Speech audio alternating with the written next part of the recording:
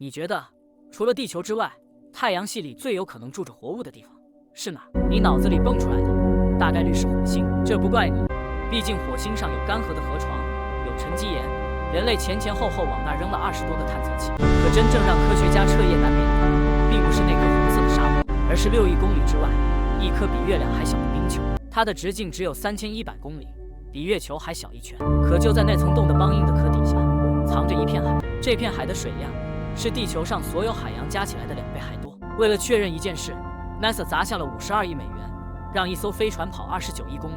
他们只想知道一个答案：那片永远见不到太阳的黑水里，到底有没有活着的东西？更让人后背发凉的是，人类其实早就碰过它，只是当年没有一个人看懂那3分钟的数据。而最终的答案还要再等1300多天。为了让你提前尝个鲜，今天我就把你按进那层冰壳底下，亲眼看看这颗被叫做木卫二的星球，凭什么让全世界的科学家着了魔？2024年10月14日，佛罗里达州肯尼迪航天中心，一枚重型猎鹰火箭点火升空。它拖着的是人类历史上第一个专门为一颗卫星量身定做的任务，名字叫欧罗巴快船。这家伙有多大？加满燃料6分钟，太阳能板完全展开有30.5米，差不多就是一个标准篮球场。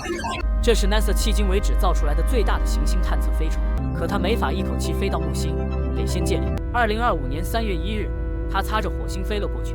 最近的时候，距离火星表面只有884公里，大概是国际空间站高度的2倍。而下一次借力就在今年年底，2026年12月3日，它会回过头来，再蹭一次地球的引力。也就是说，再过100来天，这位信使会最后看一眼故乡，然后头也不回地扎进深空。它的落脚点定在2030年4月11日的木星轨道。可问题来了，人类为什么要为一颗卫星如此大动干戈呢？前的官藏毁录。几十年，1979年，旅行者号第一次给木卫二拍了照片。照片洗出来的那一刻，行星科学家们全愣住了。这张脸太干净了，太阳系里的老家伙脸上都该是坑。月球、水星、火星全是被小行星砸出来的麻子。可木卫二不一样，它的表面几乎找不到几个像样的陨石坑，本该布满伤疤的地方，却光滑得像一块刚打磨过的毛玻璃。这说明什么？说明有某种力量在不停地给它做美容，把老伤疤一遍一遍地抹平。到了90年代，伽利略号绕着木星一圈圈地飞，一次次贴近它的脸，每飞近一次，谜团就深一层。所有的线索最后都拧成了同一个问题：那层不断被刷新的冰壳底下究竟藏着什么？先看它的脸，木卫二的冰壳并不是一面光滑的镜子，恰恰相反，它满脸都是道子，有些暗红色的长条一路划过去，能拉出1600公里。什么概念呢？差不多就是一整条京杭大运河的长度，画在一个比月亮还小的球上。这些线条有的平行，有的交叉，织成了一张糊在整颗星球上的蛛网。科学家们给它起了个很朴素的名字，叫线性构造。可真正让人心里发毛的，不是它们有多长，而是当年把旅行者号和伽利略号的照片摊在一起对比时，科学家注意到某些裂缝的两侧竟然能像拼图一样严丝合缝地对上。这意味着什么？意味着这块冰曾经裂开过，错位过，然后有某种深色的东西从底下涌上来，把缝隙填满了。碎掉的冰块飘到了新的位置上。你要是见过开春时湖面上的浮冰，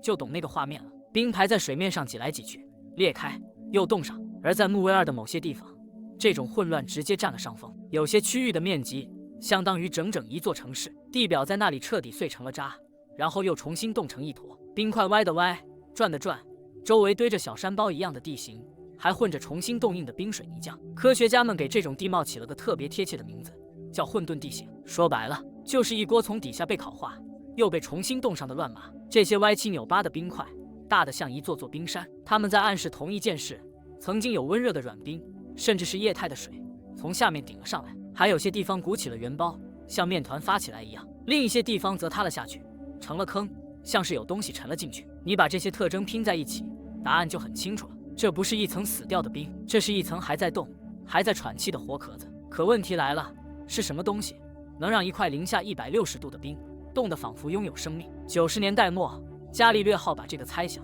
从可能推到了几乎确定。这艘飞船从1995年起绕着木星转了8年，一次次贴着木卫二的脸擦过去。它不是靠一条证据下的结论，而是4条毫不相干的证据，最后指向了同一个答案。第一条来自称重，飞船飞过的时候会被这颗卫星的引力轻轻拽一下，拽的力度有多大，就说明它有多重，里面的物质是怎么分布的。算出来的结果是，它的密度和转动惯量和一个模型对的严丝合缝。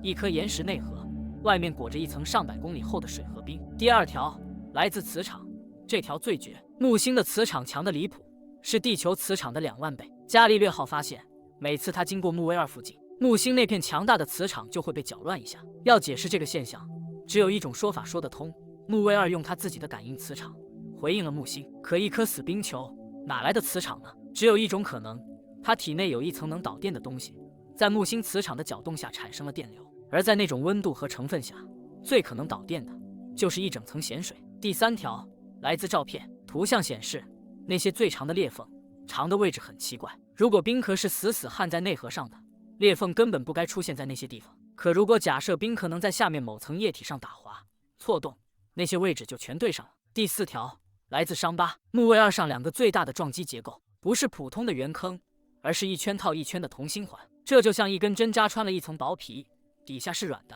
所以才会荡出一圈圈的涟漪。你看，称重、磁场、照片、伤疤，这4样东西之间毫无关系，可它们全都在说同一句话：那层冰壳底下是液态的水。单一证据只能算猜测，4条互不相干的证据同时指向一个结论，那就叫破案。可新的麻烦又来了，木卫二离太阳有 7.8 亿公里，那里的阳光强度还不到地球的4%。这么冷的地方，水凭什么不冻上呢？答案不在天上，在木星身上。木卫二绕木星一圈只要3天13个小时，而且它的轨道不是正圆，是个略扁的椭圆。更关键的是，它和旁边的木卫一、木卫3被锁在一种奇妙的节拍里。木卫一转4圈，木卫二转2圈，木卫3正好转1圈。这3颗卫星每隔一阵子就在同一侧排成一列，互相拉扯，谁也别想把自己的轨道拉远。于是木卫二就惨了，离木星近的时候被使劲拽，离得远的时候松一口气，它整个身子就在这一紧一松之间被反复的捏，反复的拉。这种形变有多大呢？它的地壳会因此起伏将近30米，差不多是一栋10层楼的高度。整颗星球的表面在有节奏的上下起伏。你可以试试搓手，搓上10几秒，手心就热了。你也可以拿一根铁丝来回折上几10次，折断的地方能烫手。木卫二的内部就这样被揉了几十亿年，这就是潮汐加热。说到底，木星的引力就是木卫二的锅炉。算下来，光这一份热量就足够在15到25公里厚的冰壳底下养住一片全球性的海。这片还有多深呢？可能接近100公里。而地球上最深的马里亚纳海沟也才11公里，也就是说，把地球最深的海沟叠上9层，才勉强够得着木卫二的海底。可就算有水、有热，还有一个绕不过去的坎，那底下是永夜，一丝阳光都照不进去。没有阳光，生命靠什么活呢？这个问题的答案，其实早在1977年就被人类翻出来了。那一年，一艘叫阿尔文号的深潜器下到了太平洋加拉帕戈斯裂谷的海底，2500多米深，漆黑一片，压力大到能把人压成薄饼。按当时的常识，那种地方应该什么都没有。可当探照灯打开的一瞬间，舱里的科学家全傻了。海底裂缝旁边密密麻麻地长满了东西，1米多长的管状蠕虫，白花花的一片，顶着血红色的头，旁边爬着没有眼睛的螃蟹，附着着成堆的贝类。这里没有一丝阳光，却挤满了生命。它们靠什么活？靠的是从地底喷出来的滚烫热水。那些水从岩缝里冒出来，温度能到300-400度，里面溶着硫化氢、氢气、甲烷，还有各种金属。喷口周围堆起黑乎乎的烟囱，科学家管它们叫黑烟囱。有一类微生物能直接把这些化学物质当饭吃，把它们变成能量。这些微生物就是整条食物链的第一环，蠕虫吃它们，螃蟹吃蠕虫，整个生态系统一口阳光都不用。这件事把当年的生物学教科书直接掀翻了。它告诉我们一句话：生命需要的从来不是阳光，而是能量差。那么木卫二的海底有没有可能也开着这样一桌宴席呢？科学家们的判断是，不但可能，而且极有可能。木卫二的海底不是冰，是岩石。这块岩石同样在被木星反复揉搓、反复加热。只要有一部分海底足够热，热水和温热的岩石一接触，就可能长出喷口来。最新的计算机模型甚至给出了一个惊人的时长，像木卫二这样的卫星，它黑暗海底上那些温度并不算高的喷口，能持续喷上几十亿年。也就是说，哪怕它内部没有一个火热的岩浆核心，单靠潮汐揉出来的那点余温，也够撑起一整套热液系统，而且一撑就是一整个地质纪元。这些喷口能同时端上2样东西：热量和一桌化学自助餐，而这2样恰好就是最简单的生命赖以活命的口粮。这就不禁让人想入非非了，在那片漆黑的海里，会不会真的有东西在游动呢？道理是这样的，科学家找地外生命从来不是碰运气，而是拿着一张清单挨个打勾。这张清单上只有3样东西：水、能量，还有对的化学物质。咱们一个一个来看。第一项，水，这是目前已知的生命唯一用得起的溶剂。木卫二这个勾打得最爽快，它冰壳底下藏着的水是地球所有海洋加起来的2倍以上。你把太平洋、大西洋、印度洋、北冰洋全倒进去，还得再倒一遍才够填满它。事实上，它是目前已知的太阳系里最湿的世界之一。第二项，能量，生命需要动力源。冰盖底下确实没有阳光，可我们刚才说了，潮汐加热提供了内部的温度，可能存在的海底喷口提供了化学能。更有意思的是，木星的辐射在这里扮演了一个特别矛盾的角色。木卫二表面的辐射强到什么程度呢？一个没有防护的人站在那儿，1天之内吃到的剂量就足以致命。可就是这种要命的辐射，天天轰击着表面的冰，把水分子劈开，造出氧气和过氧化氢这样的氧化剂。2024年，朱诺号飞过木卫二的时候，直接测了一把，结果显示，这颗卫星表面每天大约能造出1000吨氧气。这是什么概念？够100万人呼吸一整天。如果这些氧化剂能顺着裂缝，顺着塌陷的冰块沉进海里，那对黑暗中的微生物来说，就等于天上掉下来的口粮。第三项，化学物质，构成生命的那几样基本零件：碳、氢、氮、氧、磷、硫，一样都不能少。木卫二在形成的时候就带着这些常见元素，后来的几十亿年里，彗星和小行星又不停地往它身上砸，送来了额外的有机物。光谱仪在它表面已经认出了氯化钠，也就是咱们炒菜用的那种食盐。正是这些盐让它某些区域的冰泛着淡淡的黄色。这说明什么呢？说明底下那片海的成分很可能和地球的海水是一个路子。2023年，詹姆斯·韦伯太空望远镜又立了一功，它在一片混沌地形上探测到了二氧化碳冰。更关键的是，这些二氧化碳的分布特别集中，集中在那些最年轻、最破碎的地方。这意味着它不是彗星撞上来的，而是从底下那片海里翻上来的。碳，这个搭建生命的骨架元素，就在木卫二的海里，而且确确实实上到了表面。这么看来，3个勾全打上了。水有，能量有，化学物质也有。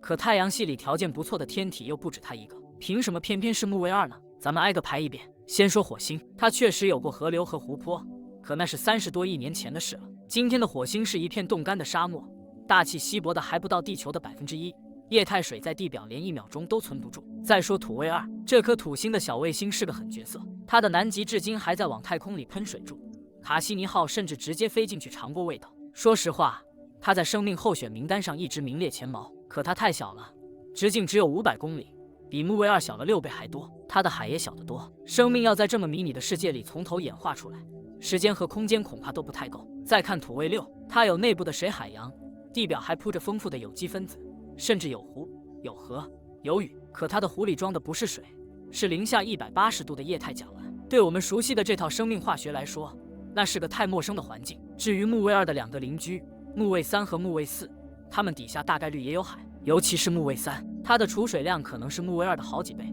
是太阳系里真正的储水冠军。可它们输在冰上，它们的冰壳厚得多，地质活动也安静得多。冰太厚，就意味着底下的海和上面的表面几乎不来往，海里就算有东西，也送不上来，我们也探不到。相比之下，木卫2像是被人精心调过参数一样，刚刚好，海足够大，存在的时间足够长，地质足够活跃，能量供应足够稳。NASA 欧罗巴快船任务的项目科学家科特·尼布尔说过一个判断，在地球之外，木卫2是当今最有希望找到生命的地方，它比太阳系里几乎任何一个角落都更符合宜居的条件。好，走到这一步，我们有了海，有了热，也有了饭，那人就忍不住要往下想了，如果那里真有东西活着，它到底能长成什么样呢？到目前为止，科学家给出的谨慎推测是微生物，或者说结构简单的生命体，这已经是相当克制的说法了。可人总是憋不住要问一个更大胆的问题，如果我们并不是这个太阳系里第一批醒过来的智慧生命呢？如果那层冰壳底下不只是一层军毯，而是一整个完整的生物圈呢？甚至一个藏在黑水里的文明呢？这个念头几十年来一直在给科幻作家喂饭，可当你冷静下来算一算，它又没那么荒唐。木卫2的这片海可能已经稳定存在了几十亿年，而地球上的生命从最简单的细胞长到会造火箭，也就用了30几亿年。几十亿年足够让演化朝着任何一个我们想不到的方向拐弯。在那种永夜里，眼睛是没用的，所以那里的生物如果存在，它们大概率不靠光看世界，而是靠电信号，靠压力波，像地球上的鲨鱼合金那样去听这片海。它们会不会长成鱼那样的流线型？会不会像章鱼一样长着柔软的触手，在冰穹底下的岩壁间穿行。再往前想一步，会不会有那么一群东西，此刻正抬头望着头顶那层几十公里厚的冰？阳光透进去，只剩下极其微弱的一点点蓝。他们会不会也在猜，那层冰的外面究竟是什么？就像我们此刻正隔着6亿公里猜他们一样。而就在你走神的这会儿，人类派出的信使正在全速赶路。他要做的事其实很简单，就是凑近一点，再凑近一点，去嗅一嗅那些会呼吸的裂缝，去尝一尝那片海溅上来的水墨。说起呼吸，这可不是个比喻。近些年，穆维尔真的当着我们的面泄露过他体内那片海的消息。天文学家把哈勃太空望远镜对准了它，结果拍到了一个惊人的东西。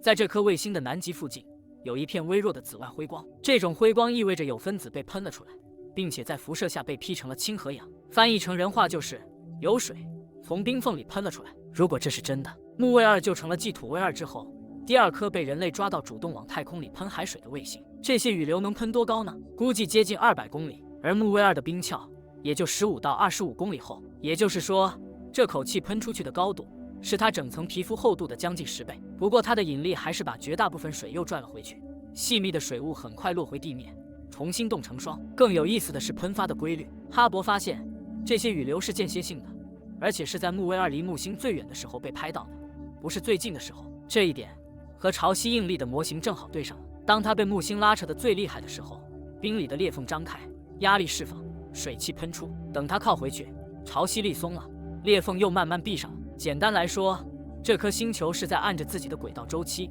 一呼一吸，3天半一个来回，几十亿年没停过。可望远镜隔着6亿公里看到的东西，总归让人心里没底。真正的实锤出现在2018年，那一年，几位科学家干了一件特别聪明的事，他们没有申请新的观测，而是把伽利略号的老数据翻了出来，重新算了一遍。这批数据来自1997年的一次近距离飞跃，在硬盘里躺了整整21年，从来没人看懂过。重新分析的结果让所有人后背发凉。1997年的那次飞跃，伽利略号很可能一头扎进了一股雨流里，在大约3分钟的时间里，飞船的仪器记录到了一连串诡异的变化，磁场突然发生偏折，带电粒子的数量猛地飙升。这个组合特征和飞船穿过一团被电离的水汽云完全吻合。你品品这件事，1997年，人类的探测器就已经从木卫二的呼吸里穿了过去，身上沾满了那片海的水汽。可当时地面上没有任何一个人知道答案，在硬盘里躺了21年，才等到看得懂它的人。今天我们手里有2幅拼图，哈勃在远处的遥感和伽利略在现场的实测，2幅拼图指向了同一个结论。那么问题就来了，从那些裂缝里喷出来的，除了水，还有别的东西吗？我们当然不指望它喷出一条鱼来，可这些雨流等于是这颗星球在免费给我们滴样本，参照物就在隔壁。土星的土卫二喷出来的水里含有盐，含有有机物，甚至含有来自海底的微小矿物颗粒。卡西尼号飞进它的雨流时，发现了氢气，还发现了相当复杂的有机分子。氢气这东西很关键，它是热液反应的招牌信号。既然土卫二能这样，木卫二凭什么不能呢？遗憾的是，哈勃的仪器太钝了，木卫二的雨流本来就稀薄，望远镜只能确认里面有水，再往下就看不清了。可科学家们心里有数，如果我们真能捕捉并且分析这些呼出的气，大概率能找到的不只是水，可能是细小的盐粒或者粘土颗粒，可能是甲烷、甲醇、甲醛这类简单的有机化合物，运气再好一点，甚至可能是氨基酸。而最刺激的一种可能是这样的：如果那片海里真的有微生物，当雨流里的水喷进零下200多度的真空，它们会在瞬间被封进冰晶里，然后随着水雾落回地表，静静躺在冰壳上，等着被人捡走。说白了，如果生命存在，这颗星球可能正在自己往外散发证据，把它撒在自己的脸上。除了雨流，还有另一条运输通道，局部的地质活动同样能把物质从海里搬到地表，比如混沌地形里那些不断重新冻结的新冰。如果生命产生了某些生化副产品，比如细胞膜里特有的脂类分子，它们最终可能会随着水结冰，留在盐的沉积物里。最近还有研究表明，某些脂质分子扛得住这一路的辐射和低温，能活着走完全程，并且强度足以被飞船的仪器认出来。当然，话得说回来，到今天为止，木卫二上关于生命的一切迹象依然是假设性的，没有一条能称得上是铁证。我们找到的只是有利于生命的条件，水、能量、化学物质。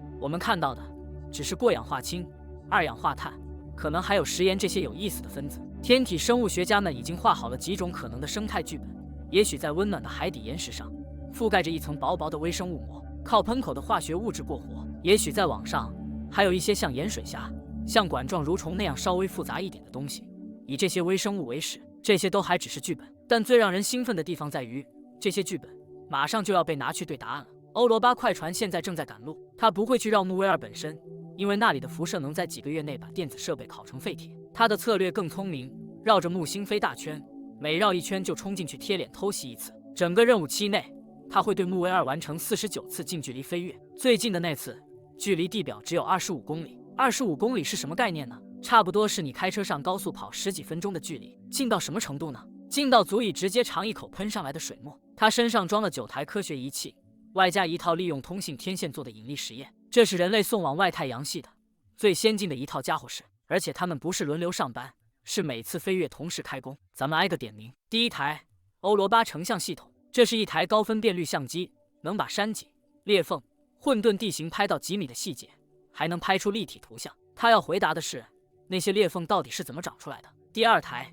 热成像仪，它扫描的是地表温度，专门找暖点，哪块冰比周围热，哪块底下可能就藏着接近地表的水，或者刚喷发过没多久。第三台，紫外光谱仪，木卫二有一层极其稀薄的大气，还有雨流带出来的气体，这台仪器靠光谱特征认出里面都有哪些元素和分子。第四台，近红外成像光谱仪，它负责看清表面到底是什么成分，盐在哪儿，有机物又在哪儿。第五台，冰穿透雷达，这台是重头戏，它会向冰壳里发射无线电波，然后蹲着听回声，回声能告诉我们冰壳有多厚，里面有没有分层，有没有藏着液态的水袋。如果冰壳够薄，它甚至可能直接看到那片海的顶面。这是人类第一次有机会亲手量一量这层皮到底有多厚。第六台和第七台是磁强计和等离子体仪器。还记得当年伽利略号是怎么发现海洋的吗？这一次他们要把同样的活干得精细得多。当木卫二穿过木星磁场时，磁场读数的细微波动会暴露出那片海的导电性，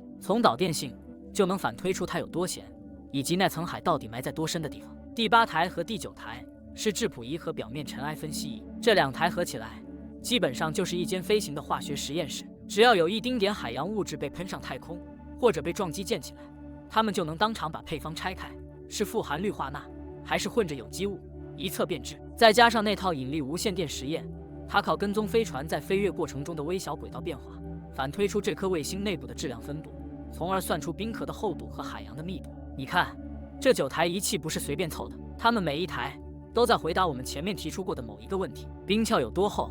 它还活着吗？雷达和相机来答：那片海是全球性的吗？有多深？有多咸？磁场和引力来答：表面和雨流里都有什么？光谱仪和质谱仪来答：冰和海现在还在互相交换物质吗？热成像和地表测绘来答：所有这些加起来是为了回答那个终极问题：木卫二的海是一个能住得下生命的环境吗？这里必须说句实话，欧罗巴快船探测不了生命本身，它没有这个能力。它能给的是一份关于这颗星球有没有资格养活生命的明确判决书，以及一堆间接的线索。而它并不是一个人在战斗。欧洲航天局的木星冰月探测器2023年4月14日就已经上路了，它要飞8年，预计2031年7月抵达。它的主要目标是木卫3，最终会进入木卫3的轨道，成为人类第一个环绕地球以外的卫星飞行的探测器。但在路上，它会对木卫2做2次近距离飞跃，仪器不一样，视角也不一样，正好和快船互补。2个任务凑在一起，就是一次多层次的会诊。等到2030年代中期，我们手上会堆起一座数据的小山。而这2个任务其实还只是先遣队。如果快船真的找到了确凿的东西，比如那片海里塞满了有机化学物质，或者出现了疑似生物特征的信号，那下一步几乎是必然的，派一个着陆器下去。 NASA 已经为木卫2着陆器画好了草图，它可以往冰里钻上一小段，或者直接舀一勺新鲜的雨流沉积物就地分析。而在更遥远的未来，人类甚至在设想一种更疯的东西，一台能靠自身热量溶穿几10公里冰层，然后掉进那片海里游泳的机器人。到那一天，我们就真的下水了。未来10年，木卫2会发生一件事，它将不再只是一个遥远的冰冷的光点，它会变成一个有地名、有地形、有脾气的地方。我们甚至可能会拿到一份清单，上面列着它那片海里到底融了些什么，冰下有没有生命。